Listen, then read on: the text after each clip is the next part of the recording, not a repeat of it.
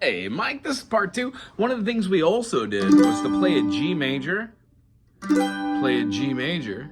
and then move it back to play a G7, and then a G7, move that up a whole step to play an A7, and then maybe go back just a half step, and then back to that G7. But instead of going to that G7, we could go to a G.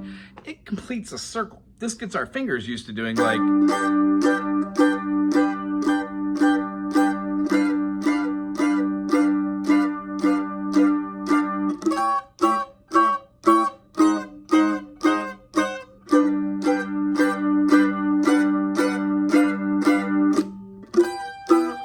You do an E minor, E flat minor, back to the G. Any way you want to do it, just as long as we're jumping around and playing different fingers. What this does is it gets us to use different fingers for our G major than we normally would. Eventually, using these fingers 2 and 3 and 4 make us super strong to go up here and play something like this. Or, sorry, wrong fingering, I should do that.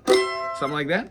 Or if we just wanted to play out our major 7 type chords, just like we learned here from a dominant, we could play a major by moving it up and then resolving it to the 1. So maybe going through the idea of G, G7, A7, A flat 7, G, and then maybe G sharp, G sharp 7, and then doing an A sharp 7, and then going back a half step, and then falling back on those same notes. You can see how this gets very like jazzy vaudeville-y.